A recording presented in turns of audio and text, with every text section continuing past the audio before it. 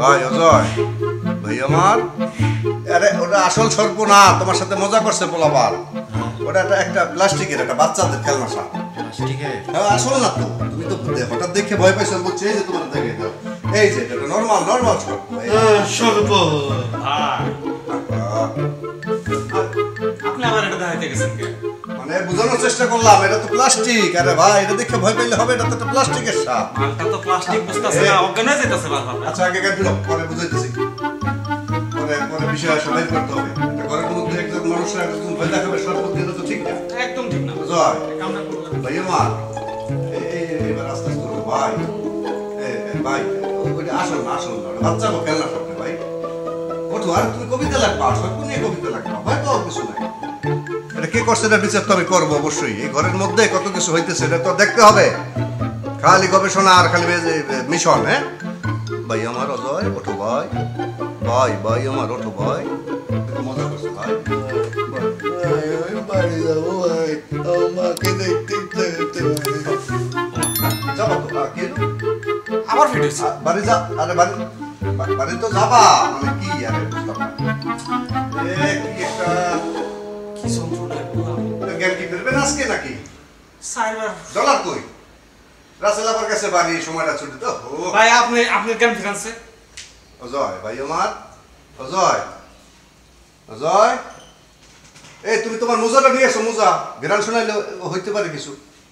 ভাই কি হয়েছে দুইটা দিন নাই মেসেজ, তাই এমন এলাহি কাণ্ড।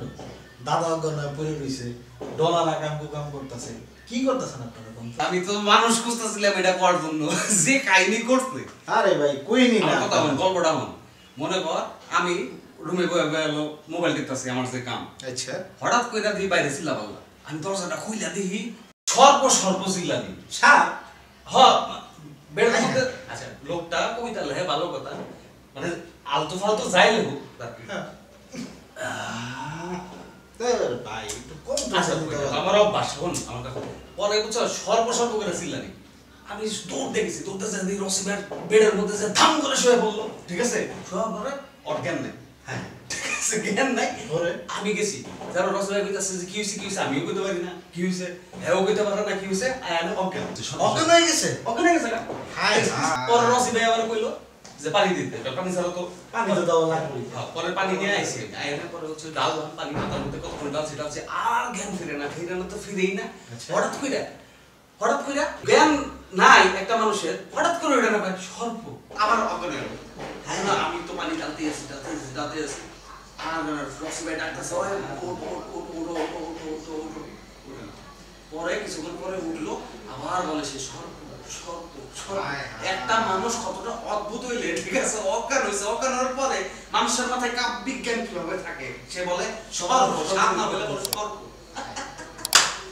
আমার তো সুন্দর হয়েছে, কামটা করছে ডলার, আমারও তাই মনে হয়, ডলার ছাড়া কেনা করবো।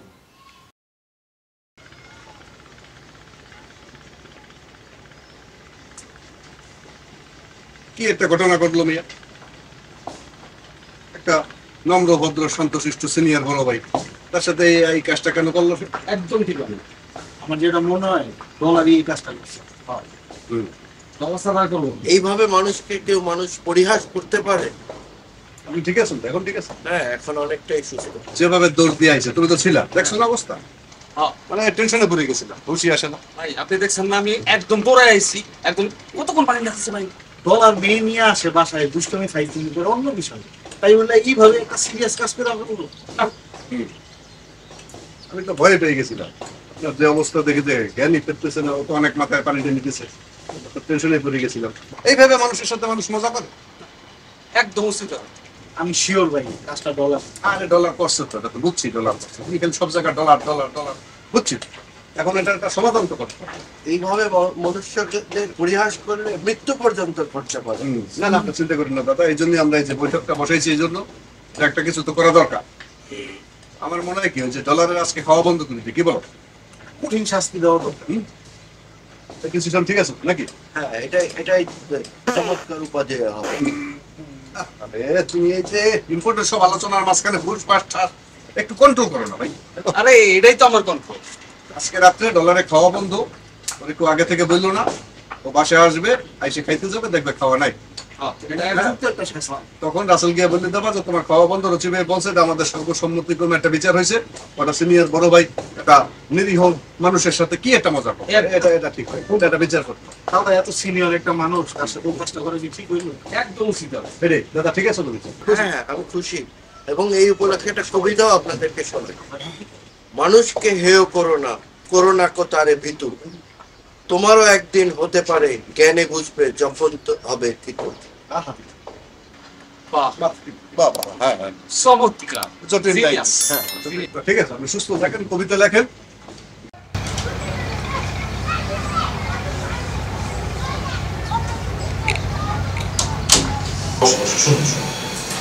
তুমি এরকম করো না সাথে। তুমি আমার সাথে যোগাযোগ করোনি 15 দিন তুমি কোথায় ছিলে? না ফোন ধরেছো, ইভেন যে তুমি ফোনের কাছে ছিলে না তাও না, ফোন ওয়েটিং ছিল কিন্তু তুমি আমাকে ফোন ব্যাক করোনি। না না এটা তো এরকম না যে এই প্রথমবার হয়েছে, এরকম বারবার হচ্ছে। তুমি হারিয়ে যাচ্ছ, তুমি ঠিকমতো যোগাযোগ করছো না, কোথাও দেখা করতে আসলে দেরি করে আসো, এসে মানে তোমার সবসময় একটা ব্যাখ্যা থাকে। তুমি প্রতিবারে সরি বলবে, প্রতিবার এরকমই হবে আমার সাথে? তোমার এইসব না না এরকমই হচ্ছে প্রতিবার।